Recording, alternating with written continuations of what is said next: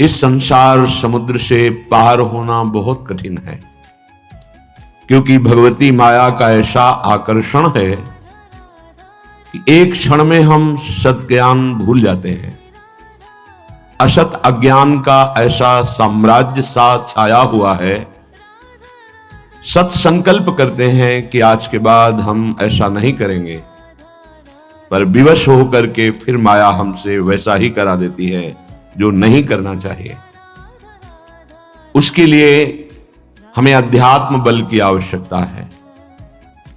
अध्यात्म बल बड़े कृपा पात्रों के हृदय में जागृत होता है। कृपा हमारे ऊपर है, पात्र हमें बनना है। कृपा ना होती तो मनुष्य देह ना मिलता, साधु संग ना मिलता, धाम आने को ना मिलता, नाम लीला रूप प्रभु के सिद्धांत ये सुनने को ना मिलता। कृपा तो है, अब हमें कृपा पात्र बनना है, तभी वो प्रेमामृत रस हमारे हृदय में आएगा। कृपा पात्र उपासक एकमात्र अपने आराध्य देव के चिंतन का ही महत्व रखता है। उपासक के अंदर ये प्रश्न नहीं आना चाहिए कि हमें 6 महीना 1 वर्ष हो गए नाम जप करते हुए, कोई हमें परिवर्तन तो नहीं दिखाई दे रहा। 1 महीना अगर हम नाम जप कर रहे हैं या 1 वर्ष नाम जप कर रहे हैं तो ये सत चिंतन है। सत चिंतन कभी व्यर्थ नहीं होता। तुम्हें पता नहीं है कि तुम्हारे कितने अशुभों का नाश कर चुका है नाम, यदि वास्तविक आप जप रहे हैं। संचित कर्मों को पहले भस्म करता है नाम। इसीलिए नवीन उपासक को यह अनुभव नहीं होता कि नाम का फल क्या है, क्या आनंद है, क्या दुख मिटता है। इसलिए प्रार्थना है आप अपने अज्ञान के कारण कहीं नाम जपना ना छोड़ दे कि जब से नाम शुरू किया हमें कोई लाभ नहीं दिखाई दे रहा, हमें नौकरी नहीं मिल रही, हमारा काम नहीं बन रहा, हमारे दुख नहीं मिट रहे और दुख बढ़ रहे हैं। ऐसा आपको माया अनुभव कराएगी। पर आपको दृढ़ विश्वास रखना है सदगुरुदेव के वचनों में, शास्त्र वचनों में, संत वाणी में। इसी विश्वास के सहारे हम अध्यात्म बल से युक्त हो जाते हैं। नहीं तो जब हम नाम जप करते हैं तो सबसे पहला काम नाम का होता है गोदाम में आग लगाना। जो हमारे संचित कर्मों का शुभ अशुभ गोदाम है उसको भस्म करता है। अब ये बात पता नहीं है तो वो वर्तमान में तत्काल फल देखना चाहता है कि हम नाम जप किए तो हमारी सारी कामनाओं की पूर्णता हो ही जानी चाहिए। नहीं, नाम जप का फल क्या हुआ, वो ऐसा सोचता है, पर ऐसा नहीं है। नाम जप सबसे पहले अशुभों का नाश करता है, फिर शुभ फंसाने वाले जो होते हैं वो उनका भी नाश कर देता है। इसके बाद क्रियमाण पूरा परम पवित्र करके भगवद अर्पित कराता है, प्रारब्ध भोगने की सामर्थ्य देता है। फिर आनंद का ऐसा उन्माद होता है, आनंद की ऐसी उत्तम अवस्था होती है जो वाणी से वर्णन नहीं की जा सकती।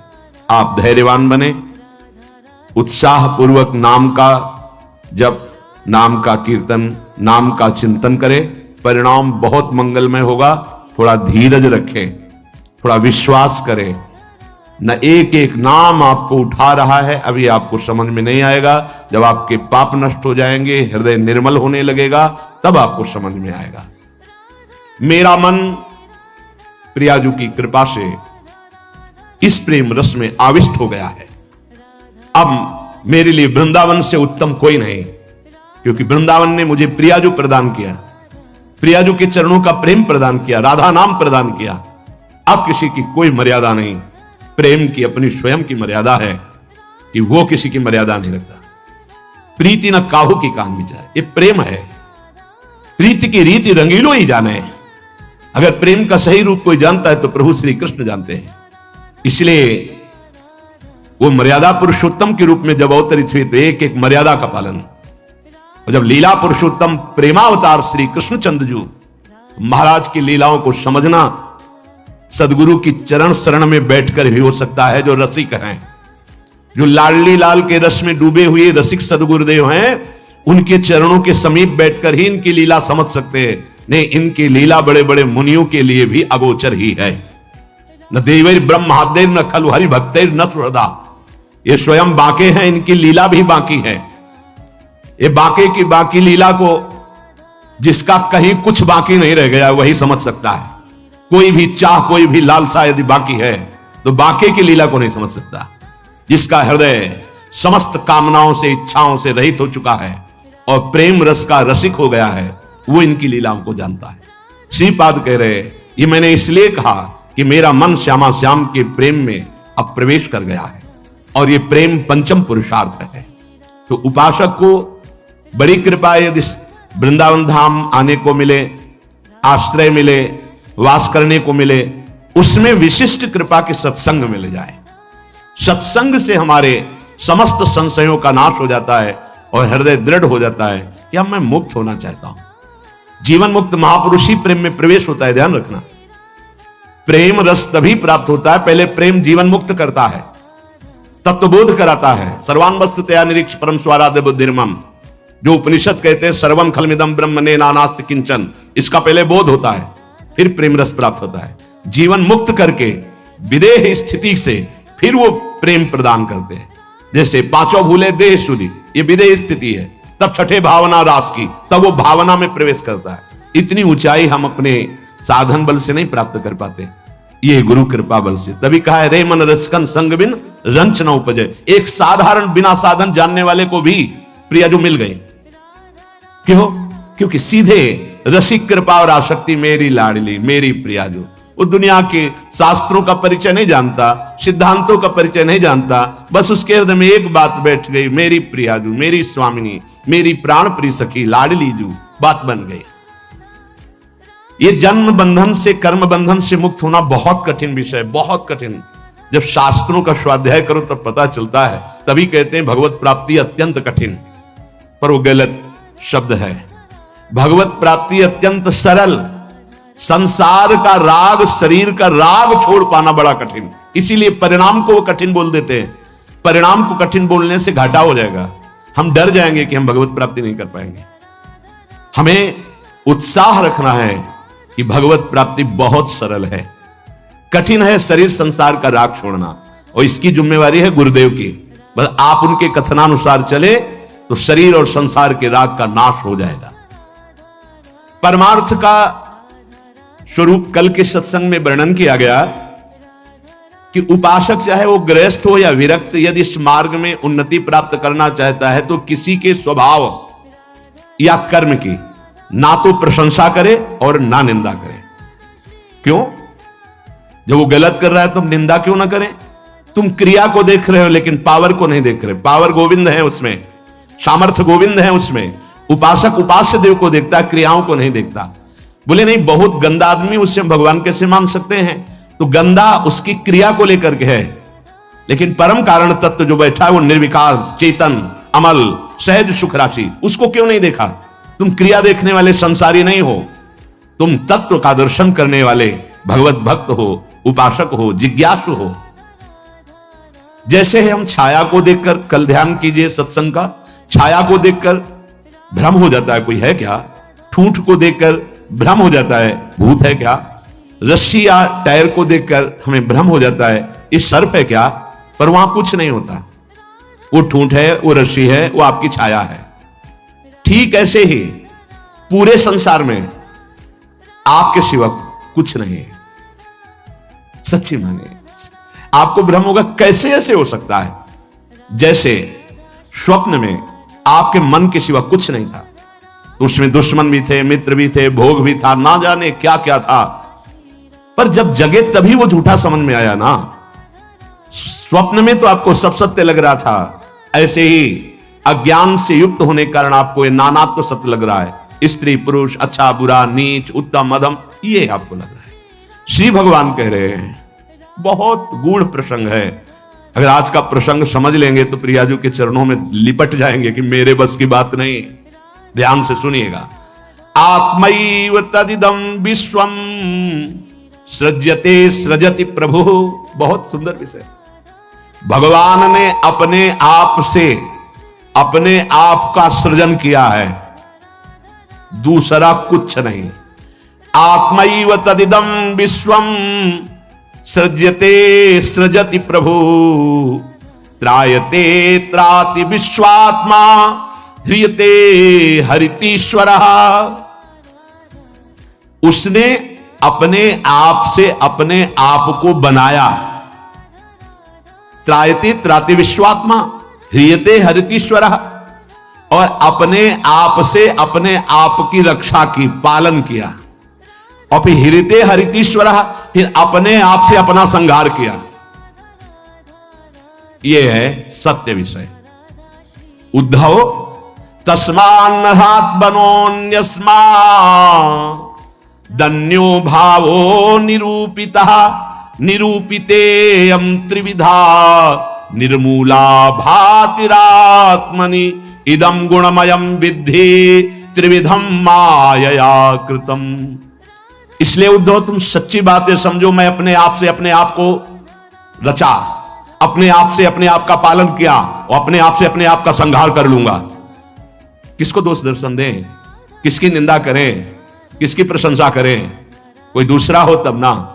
आप कह रहे हैं हां, जिनको ज्ञान दृष्टि नहीं प्राप्त हुई है, व्यवहार दृष्टि प्राप्त हुई है, वो ये बात ना समझकर भिन्न देखते हैं। ये अच्छा, ये बुरा, ये स्त्री, ये पुरुष, ये जड़, ये चैतन्य, आदि आदि। उद्धव, ज्ञान दृष्टि के अतिरिक्त मेरे इस रहस्य को किसी और दृष्टि से नहीं जाना जा सकता। जो कुछ भी तुम्हें दिखाई दे रहा है, प्रतीत हो रहा है, तुम्हारे चिंतन में आ रहा है, ये केवल मैं ही मैं हूं। देखो, पीछे मन को लगाने की दो युक्तियां बताई गई थी। आपका मन जहां जहां जा रहा है वहां भगवान देखने की चेष्टा करे। वो वस्तु, वो व्यक्ति, वो पदार्थ, वो श्री भगवान ही हैं। क्योंकि जब पहले सृष्टि नहीं थी तो श्री भगवान थे। भगवान ने अपने आप में सृष्टि रची तो सब कुछ भगवान है, और जब समेट लेंगे तो केवल भगवान बचेंगे। तो जहां जहां मन जाए, जिस वस्तु व्यक्ति स्थान में, उस श्री भगवान को देखिए कि ये वस्तु, ये व्यक्ति, ये स्थान मेरे आराध्य देव बने हुए। दूसरी बात कही गई थी, जहां जहां मन जाए वहां से हटा के अपने लक्ष्य में लगाइए। बार बार मन को ऐसा करने से वो मन लक्ष्य में लग जाएगा, स्थिर हो जाएगा। अनिर्वचनीय मैं ही सब रूपों में स्वयं विराजमान हूं। इसलिए मेरी सृजन लीला देखकर, मेरी पालन स्थिति लीला देखकर और मेरी संहार लीला देखकर मेरा भक्त विचलित नहीं होता, क्योंकि मैं ही मैं स्वयं का सृजन, पालन और संहार कर रहा हूं।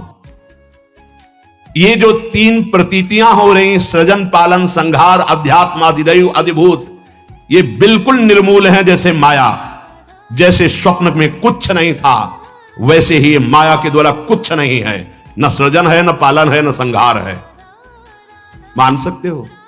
मलिन अंतःकरण अज्ञान की स्थिति में कैसे मान पाओगे? ना होने पर यह प्रतीत हो रहा है। कैसे?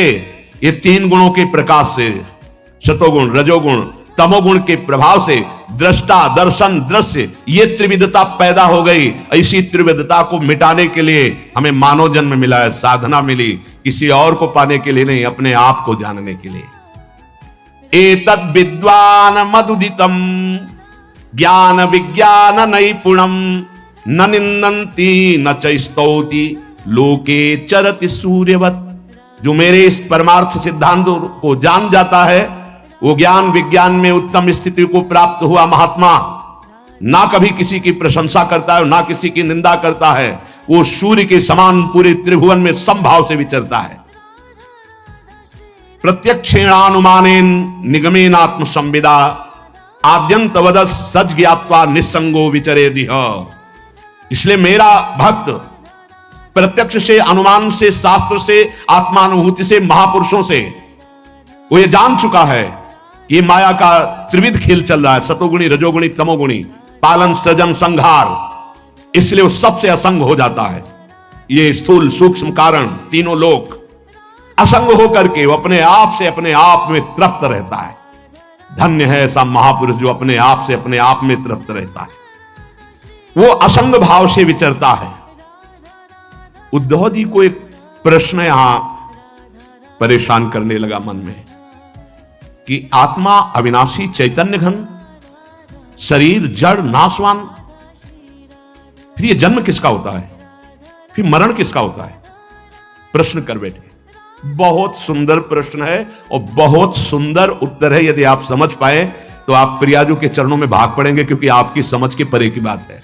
लाडली जो मेरी तो कुछ समझ में नहीं आया, बस मैं तो यही कह रहा हूं, हमारी महारानी श्री राधा रानी। इसलिए थोड़ा धूप का ताप लगे ना तो वृक्ष की छाया अच्छी लगती है। देखो, संसार से मुक्त होने के लिए ये बहुत जोर का प्रश्न है। उद्धव जी ने कहा, नैवात्मनो न देहस्य संस्कृतिर दृष्ट दृश्यो अनात्मस्व दृशोरीस कस्य स्युदुपलभ्यते।